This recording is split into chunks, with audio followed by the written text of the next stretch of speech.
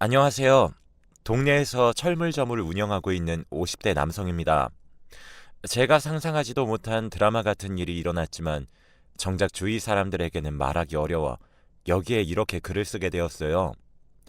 저희 가족은 어머니와 아버지, 그리고 저와 남동생, 이렇게 넷입니다.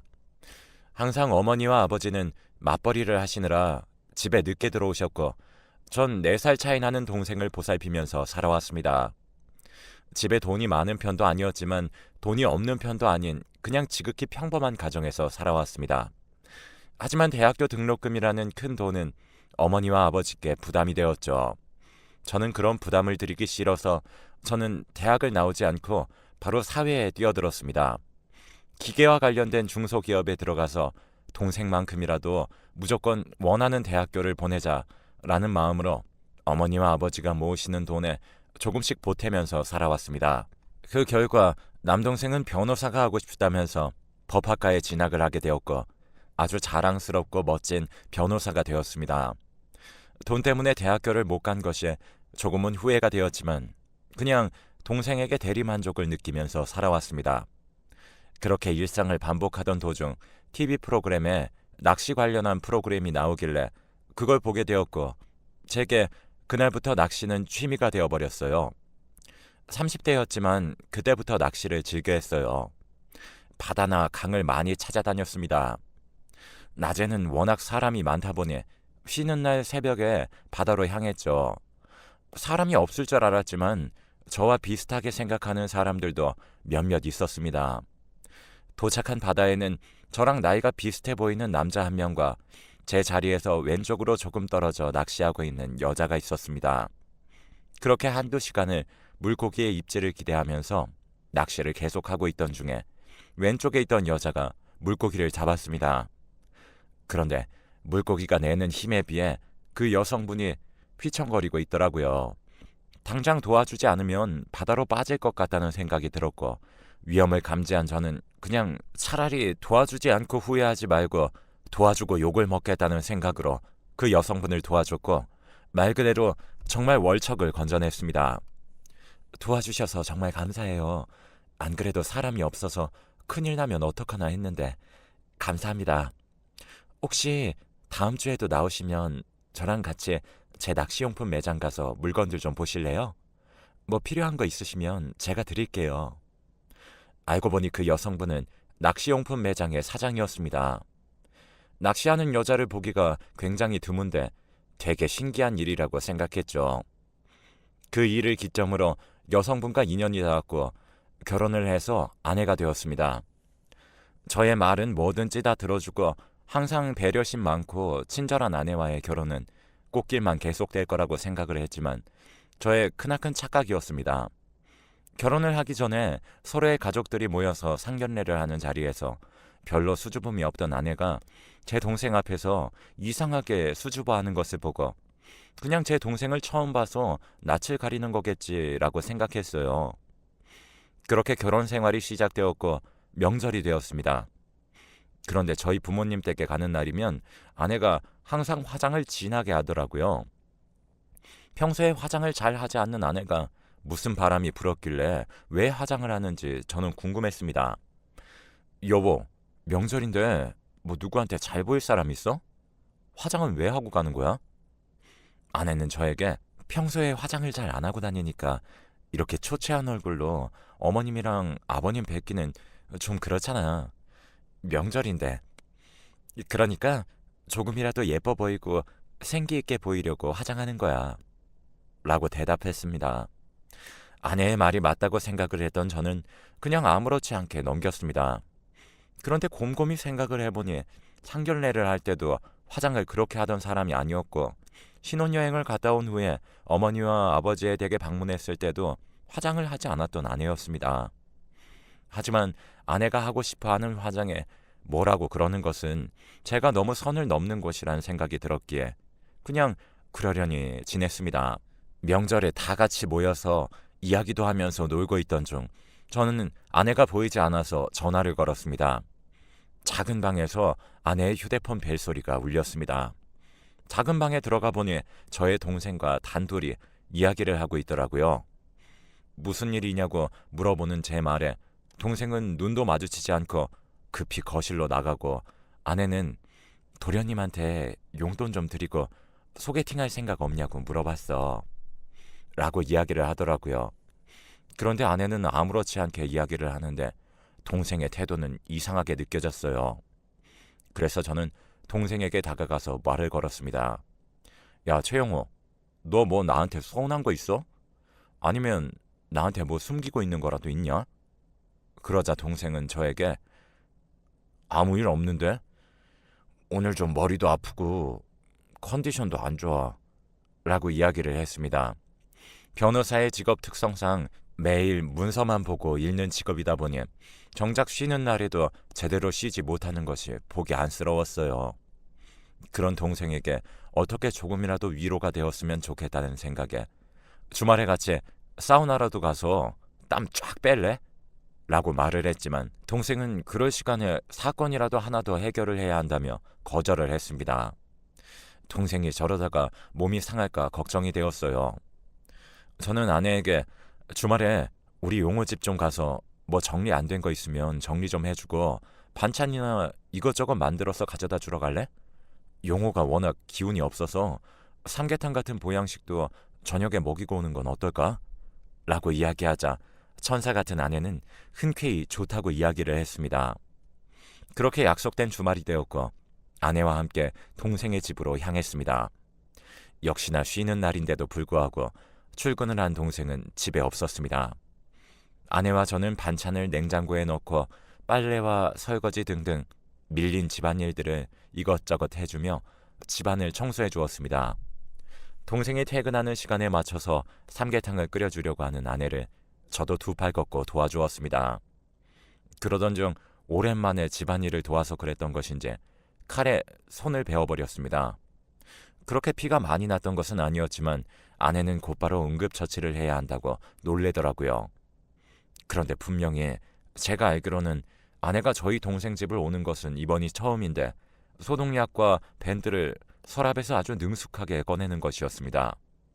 상처가 따가웠던 터라 아내가 능숙하게 꺼내는 것에 대해 별 신경이 쓰이지 않았지만 음식을 다 만든 후에 갑자기 생각이 나서 동생을 기다리는 동안에 아내에게 물었어요. 어떻게 거기에 구급상자가 있는지 알았냐고요. 그러자 아내는 저에게 저번에 당신 출근했을 때 어머니가 갑자기 나 쉬는 날에 연락 오셔서 도련님 집에 잠깐 가서 청소랑 이것저것 좀 해주자고 말씀하셔서 어머니랑 같이 온 적이 있었어. 이때부터 조금이라도 의심을 해야 했지만 하지 않은 저의 잘못이 컸을까요? 전 그렇구나 하고 또 넘어갔습니다. 아내의 말을 전적으로 다 믿었습니다. 제가 사랑하는 사람이니까요. 그러던 어느 날 저희 동생이 갑자기 출근길에 교통사고를 당하는 일이 생겼습니다. 그런데 교통사고가 조금은 크게 나는 바람에 응급수술로 모자라서 입원까지 해야 하는 상황이었죠. 소식을 들은 저와 아내는 병원에서 가까웠기에 바로 왔지만 부모님은 1시간 정도 걸리는 곳에 있었어요. 그래서 부모님이 병원을 오는 길에 동생의 집이 있기 때문에 부모님께 용호 그렇게 많이 다치지 않았으니까 걱정 크게 안 하셔도 돼요.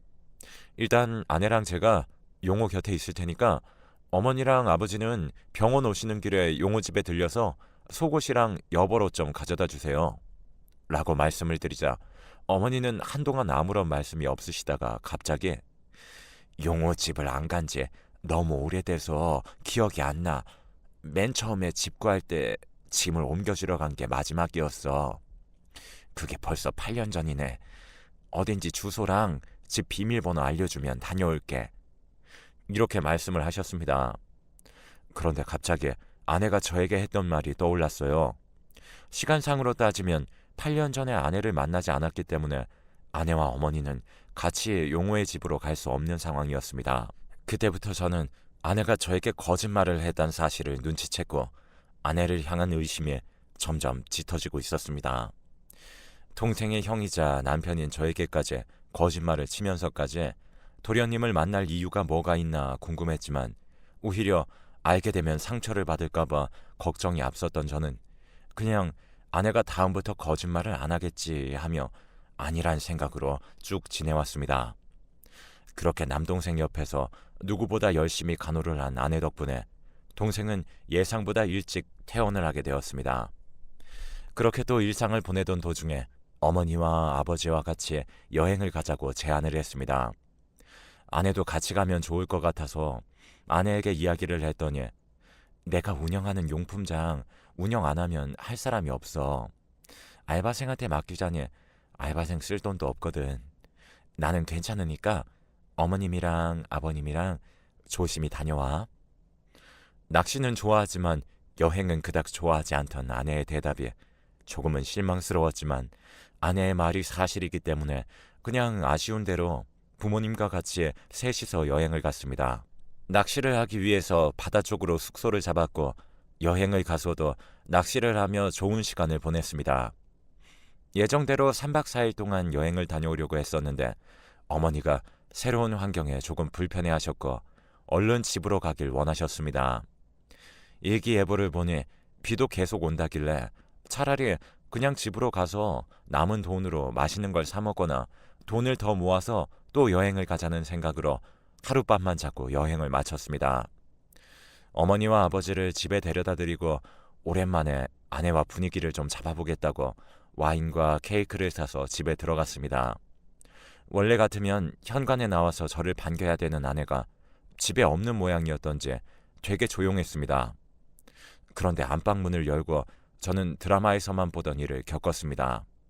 제 눈앞에 펼쳐진 광경이 믿기지가 않았어요.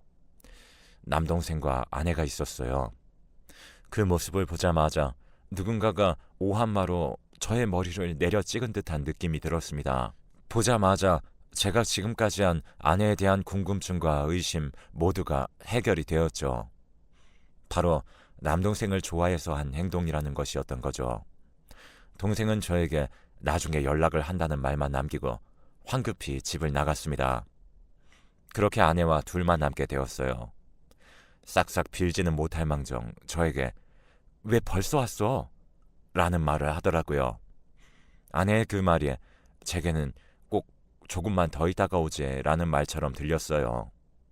저는 아내의 말에 대답을 해주고 싶지 않았습니다. 지금 그게 중요해? 상황 설명부터 해야 되는 거 아니야? 너는 외동이라서 잃을 가족도 없겠지만 지금 난 너도 잃고 가족도 잃게 생겼잖아. 어떻게 된 일인지 솔직하게 토시 하나 틀리지 말고 다 이야기해. 저의 말을 들은 아내는 아무런 일도 없었다는 듯이 침착하게 식탁에 앉아서는 저에게 말을 했습니다. 당신이 생각하는 그런 거 아니야. 도련님이 너무 변호사 일이 힘들다고 나한테 술 좀 같이 먹어달라고 연락이 왔었어. 그래서 나도 맨 처음에는 당신 동생이니까 친하게 지내면 좋다고 생각을 해서 따로 만났지. 그런데 시간이 지나면 지날수록 도련님한테 의지를 하게 되는 거야. 솔직히 당신이랑 나랑 요 근래 제대로 마주보고 앉아서 밥 먹은 적 없잖아. 나도 여자고 나도 예쁨 받고 싶었어. 당신은 하나도 눈치 못 채고 그 부족함을 도련님이 채워줬어. 그래서 나도 모르게 마음이 갔던 거고, 그리고 오늘 내가 집으로 부른 이유는 당신이 알기 전에 끝내려고 그랬는데 지금 상황이 이렇게 되어버린 거야. 진짜로 도련님이랑 끝내려고 만난 거였으니까 도련님에게 뭐라고 그러지 마. 내가 잘못했어. 미안해. 지금 이 상황에서 손이 발이 되도록 빌면서 미안하다고 해도 모자랄 판에 제 동생 편을 들고 있는 아내가 정말 미웠어요. 사람의 마음을 어떻게 할 수 없다는 것을 충분히 알기 때문에 아내를 이해해 보려고 정말 노력했죠. 하지만 너무 미친 듯이 화가 났습니다. 전 양쪽 이야기 전부를 들어봐야 되겠다 싶었고, 저는 집에서 황급히 나갔던 동생에게 전화를 걸어 지금 당장 우리 집으로 돌아오라고 이야기를 했어요. 동생은 당연히 거절했습니다. 하지만 제가 야, 내가 지금 너한테 부탁하는 거 같냐? 이 일에 대해서 부모님이랑 얘기할까? 아님 너 변호사 생활 쪽날래? 그러고 싶지 않으면 당장 이쪽으로 와. 알았어? 라고 소리를 쳤고 그 동생은 저희 집으로 다시 되돌아왔습니다. 동생과 아내를 나란히 앉힌 후에 동생에게 어떻게 된 일인지 네 입으로 설명하라고 그랬습니다. 내가 처음부터 그러면 안 되는 거야. 나도 아는데. 형수 보고 첫눈에 반했고 형이 아내니까 그냥 친하게만 지내는 게 좋을 것 같다는 생각을 해서 한두 번씩 만나서 밥 먹고 술 먹고 그랬어. 그러다가 내 마음을 고백을 했더니 받아주지 않으셨어. 그런데 내가 계속 들이대니까 형수님이 오늘 마지막으로 만나고 정말로 끝이라고 이야기하시려고 나를 집으로 부른 거야. 그러다가 형이 들어온 거고. 오해하지 마. 그리고 형수님은 아무런 죄도 없어. 다 내 탓이야. 미안해 형. 동생에게도 똑같이 자초지종에 대해 물어봤지만 저에게 미안하다고 말을 하면서 아내를 감싸는 것을 보니 오히려 제가 둘 사이에 방해물이 된 것 같았습니다. 결국 전 그 자리에서 아내에게 이혼하자고 했어요. 그제서야 아내는 눈물을 흘리며 저에게 미안하다고 앞으로 이럴 일 없다며 한 번만 더 믿어달라고 빌기 시작했습니다. 그래서 저는 오랜 고민 끝에 결국 아내의 말을 한 번만 더 믿기로 하고 동생과는 아무런 일도 없었던 것처럼 지내기로 했어요. 부모님께 이 사실을 알리게 되면 충격을 받으실 것을 알았기 때문에 그냥 우리끼리만 알고 덮고 넘어가기로 했죠. 그 후 아내의 태도는 점점 바뀌었어요. 전과는 다르게 친절하고 상냥하게 대하는 것이 보였고 저도 거기에 따라서 맞춰줬습니다. 그 일이 있고 난 후 6개월 뒤 아내와 저 사이에는 아주 예쁜 딸이 하나 생겼습니다. 처음에는 동생의 딸이 아닌가 하면서 조금은 걱정했지만 친자 검사를 해보니 제 딸이 맞았어요. 그래서 딸만큼은 정말 아낌없는 사랑을 주면서 키워야겠다고 생각을 했죠. 그런데 딸을 낳고 나니 아내가 또 변하더라고요. 물론 여자는 출산을 겪고 난 후 산후 우울증이 생긴다는 이야기는 들었지만 아내에게 생길 줄은 몰랐었거든요. 그런데 아내에게 우울증이 있다고 느낀 지 별로 되지도 않아서 우울증이 완치된 것 같다는 느낌이 들었습니다. 도대체 어떤 변화가 생겼길래 그러지? 라는 생각이 절로 들었어요. 아내가 씻으러 간 사이에 혹시 하는 생각에 휴대폰을 몰래 봤습니다. 사실 친동생과 사랑하는 여자 사이에서 그런 일이 있었는데 아무리 덮고 지나간다고 하더라도 그 전부를 모두 다 잊고 산다는 것은 거짓말이겠죠. 아내의 휴대폰을 봤더니 아니나 다를까 설마 했었는데 제 동생과 대화를 주고받으며 애정 섞인 표현까지 섞여 있었습니다. 저는 그렇게 또 그들에게 속았고 아내가 씻고 나오자 아내에게 저는 화를 냈어요. 당신 돌았어? 당신이 내 동생이랑 그딴 짓을 했어도 내가 당신을 너무 사랑해서 미안하다는 당신 태도를 내가 마지막으로 믿고 넘어갔어. 그건 알아? 아무리 당신이랑 동생이 내게 머리 숙여 사과해도 그날 내가 봤던 장면이 정말 잊혀졌을 거라고 생각해? 나 이렇게는 못 살아. 계속 의심만 커져가는 나도 싫고 그리고 남편 동생과 붙어먹는 너도 이제 지긋지긋해. 당신이 내 동생이랑 어떤 짓거리를 하고 있는지 다 알고 있으니까 이혼해. 딸은 내가 키울 거고 당신에게 줄 위자료는 단 한 푼도 없어. 내가 모든 걸 걸고 넘어져서 이혼 소송을 걸까? 아니면 네가 맨몸으로 이 집에서 나갈래? 아내는 제 말에 당황을 한 것이 정말 티가 났어요. 그런데 오히려 아내는 제게 아니 갑자기 씻고 나왔는데 이혼을 하자니 무슨 소리야? 그리고 내 휴대폰은 대체 왜 본 거야? 당신이 딸을 혼자서 잘 키울 수 있을 거라고 생각해? 라며 오리발을 내밀더라고요. 저는 당신 이거 하나만 제대로 기억해. 당신은 내 인생을 송두리째 무너뜨린 사람이자 장본인이라는 걸. 제발 아무리 사람 마음대로 되지 않는 것이 있다고 한들 사람은 이성적인 동물이야. 그딴 마음도 절제 못하면 당신이 개 돼지랑 다를 게 뭐야? 그러니까 이혼해. 당장 내 눈앞에서 꺼져. 그제서야 아내는 무릎을 꿇고 미친 듯이 빌기 시작했습니다. 저는 아내의 면전에 대고 저번에 나한테 분명히 말했지. 두 번 다시 이런 일 없게 하겠다고. 근데 진짜 당신 뭐야? 왜 그런 거냐고. 내가 아무렇지 않게 넘어가 주니 우스웠어? 내가 몇 번이나 계속 당할 줄 알았나 봐. 당신 같은 사람을 엄마로 둘 내 딸을 위해서라도 조용히 이혼하자. 양육비랑 위자료 다 준비해놔. 라고 매몰차게 말하고 집을 박차고 집을 나와 부모님 댁으로 향했어요. 전 부모님께 지금까지 일어난 모든 일들을 말했고 부모님은 주저앉아 우셨습니다. 저는 동생에게도 전화를 걸어 내 젊음을 포기하고 네 뒷바라지한 대가가 고작 이거냐? 너랑 나랑은 이제 앞으로 볼 일 없었으면 좋겠다.